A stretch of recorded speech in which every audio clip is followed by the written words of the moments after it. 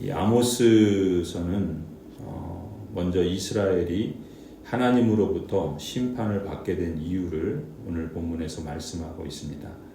그 이유는 한마디로 이스라엘 언약 백성들이 모든 민족들 가운데 특별히 택함과 부르심을 받은 은혜를 입었지만 그 은혜에 합당한 책임 있는 응답의 실천을 보이지 않았기 때문이다 라고 말씀합니다. 1절 2절이죠.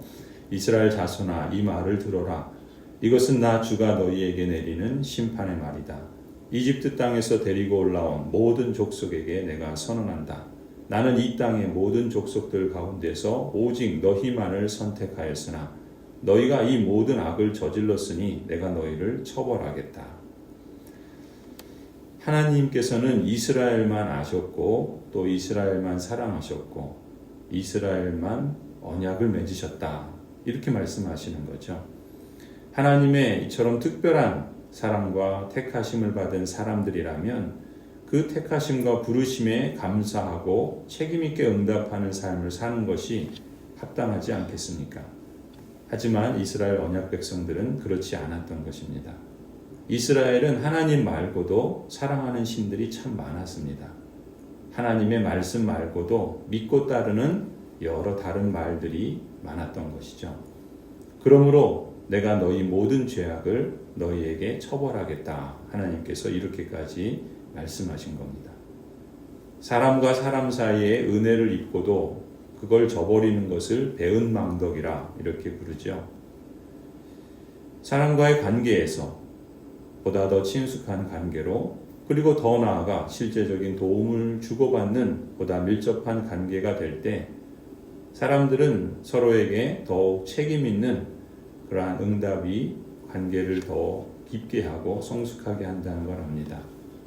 더군다나 세상을 향한 제사장 나라로서 하나님과 세상 사이에서 중보자의 역할을 하도록 선택받은 하나님의 언약 백성에게는 하나님의 그 부르심을 따라서 책임있게 응답하는 삶을 사는 것이야말로 그러한 사람이 되었다라고 하는 증거이고 그 특권을 확증하는 것이라고 할 수 있죠. 그런데도 감사하지 않을 뿐만 아니라 더 나아가 책임있게 응답하는 삶을 살지 않는다면 하나님께서는 이처럼 배은망덕한 이스라엘의 그 죄악에 대해서 벌하시겠다라고 말씀하신 겁니다. 만일 하나님의 은총이 우리로 하여금 범죄하지 못하도록 막지 못한다면 죄의 형벌을 피하게도 하지 못할 것입니다. 하나님께서는 죄를 미워하실 뿐만 아니라 가장 사랑하시는 자의 죄는 더더욱 미워하시겠죠.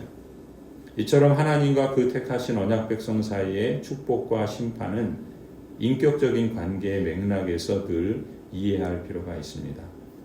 아비는 그 사랑하는 아들이 삶의 목적과 이유를 알고 책임 있는 삶을 살아갈 때 그거보다 더 기쁘고 더 이상 바랄 것이 없는 것이죠. 하지만 무책임한 삶을 살면서 게으르고 방만하고 그릇된 삶을 거듭거듭 반복해 나간다면 아비는 사랑의 표현으로 회초리를 들지 않을 수 없는 것이죠. 계속해서 아모스 선지자는 심판의 이유에 대해서 말씀하시고 이어서 심판의 불가피성에 대해서 보여줍니다. 하나님께서는 아모스 선지자를 통해서 이스라엘에게 9가지 질문을 던지죠. 첫 번째 질문은 3절입니다. 두 사람이 미리 약속하지 않았는데 그들이 같이 갈 수 있겠느냐? 4절에서는 2개의 질문이 나옵니다. 사자가 먹이를 잡지 않았는데 숲속에서 부르짖겠느냐? 젊은 사자가 움켜 잡은 것이 없는데 굴속에서 소리를 지르겠느냐?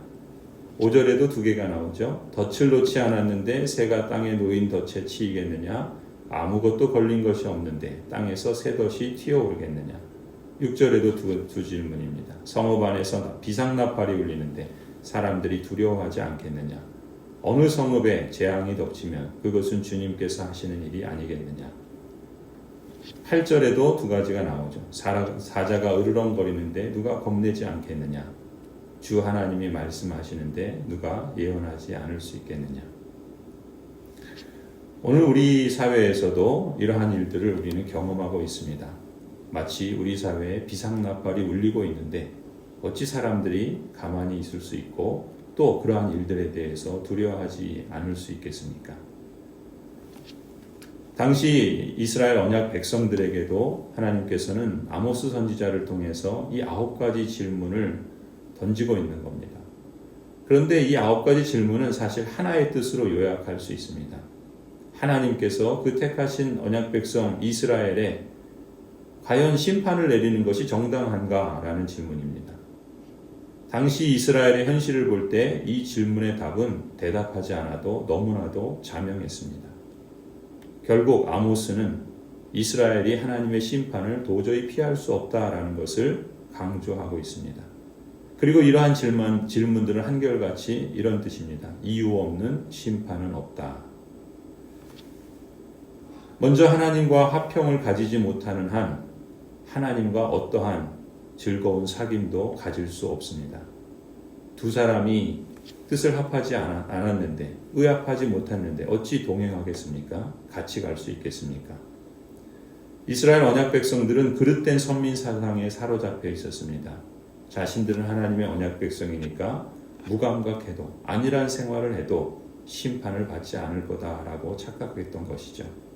근거 없는 거짓 확신 속에서 자기가 만든 하나님을 자기 마음대로 편할 대로 합리화하면서 살아가면서 하나님의 심판을 자초했던 것입니다. 게다가 예고 없는 심판은 없습니다. 7절에 말씀하시죠. 참으로 주 하나님은 당신의 비밀을 그 종 예언자들에게 미리 알리지 않고서는 어떤 일도 하지 않으신다.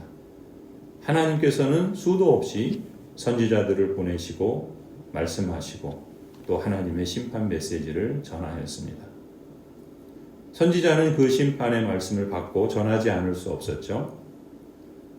2장에 나오는 예언하지 말라라는 사람들의 위협보다 사자처럼 표호하시는 하나님의 음성이 더 두렵다는 것을 알았기 때문입니다. 그러므로 하늘의 부르심을 받은 거룩한 형제자매 여러분, 우리가 고백하는 신앙의 사도요 대제사장이신 예수를 깊이 생각하십시오. 형제자매 여러분 가운데 믿지 않는 악한 마음을 품고서 살아계신 하나님을 떠나는 사람이 아무도 없도록 여러분은 조심하십시오. 오늘이라고 하는 그날 서로 권면하여 아무도 죄의 유혹에 빠져 완고하게 되지 않도록 하십시오. 우리가 처음 믿을 때에 가졌던 확신을 끝까지 가지고 있으면 우리는 그리스도께서 주시는 구원을 함께 누리는 사람이 될 것입니다.